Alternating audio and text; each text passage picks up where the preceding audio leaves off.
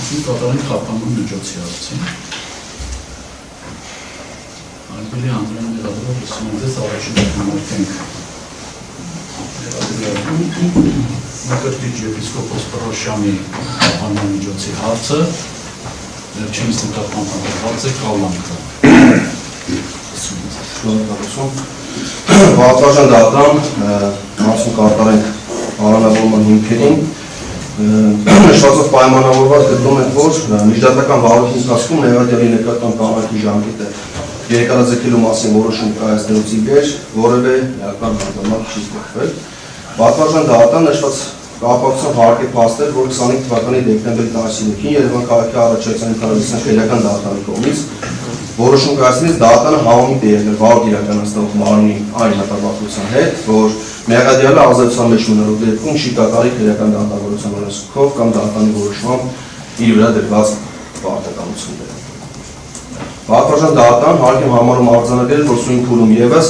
ազատության մեջ մնալու դեպքում մեղադիալի կողմից քրեական վարորդին խոչընդոտելու, այդ թվում ապահովման գործընթացին ապօրինի միջամտելու, իր վրա քրեական դատավորության օրենսգրքով դրված պարտականությունների չկատարելու հավանականությունը բարձր է։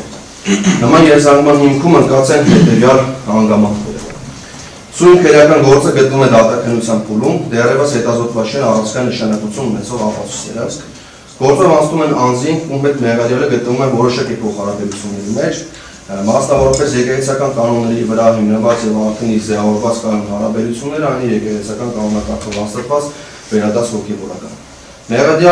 Մեղադիալի մեղսագրվում է մեկից ավելի ենթադրյալ հանցանքի կատարում, այդ թվում նաև ծանր հանցանքի կատարում։ Մեղադիալի մեղսագրվող հանցագործությունների բնույթը, վտանգավորության աստիճանը, այդ թվում նաև հանցավոր մտադրության իրականացման աստիճանը, ենթադրյալ կատարման եղանակը, սպառնացող հնարավոր բաժի խստությունը, մասնավորապես վերջին ինքնիվս այլի մեղսագրվում է ծանր հանցագործության կատարում, որի համար պատիժ է նախատեսված բացառապես ազատազրկման ձևով 4-ից 8 տարի ժամկետով։ Միաժամանակ հարկ է փաստել, որ թեև հանցագործության ծանրության աստիճանը չի կարող ինքնին հիմնավորել ազատությունը զրկելու անհրաժեշտությունը, սակայն մեղադիալին վերագրվող հանցավոր արարքների բնույթի վտանգավորության աստիճանը ունեն էական նշանակություն նրա հետագա վարքագծի հավանականությունը կանխորոշելու հարցում։ Բացի այդ, վաղատվաժան դատան հարկ է նկատել, որ քրեական դատավարության օրենսգրքի 116 հոդվածի 2-րդ մասում թվարկված մեղադիալի հավանական գործողությունների մասին հետևությունները չպետք է հիմնված լինեն ոչ կամիտ կասկածների կամ ենթադրությունների վրա, այլ ոչ թե արդեն իսկ պետք է հիմնված լինեն ոչ կամիտ կասկածների կամ ենթադրությունների վրա, այլ ոչ թե արդեն իսկ կատարված գործողությունները հավաստող փաստերի վրա։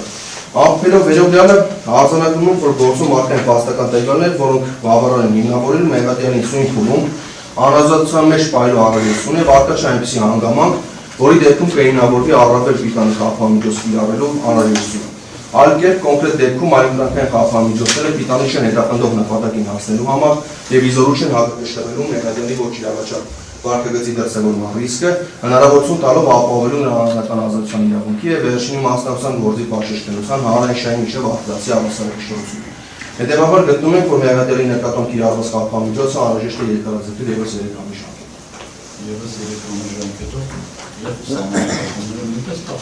Վաղատվաժան դատարան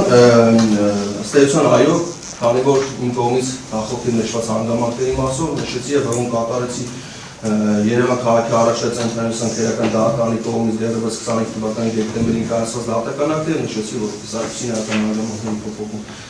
ունեցել, հետեւաբար ամբողջացնելով վերողյալը նշում ենք նաև ու նաև հայոց պահպանբի հասկանալի տարբեր դիրքորոշում ունեք խափանման միջոցի հարցի վերաբերյալ օրենքով սահմանված կարգով ոնց դիրքորոշում նմանապես օրենքի պես նախատես շատ նստեք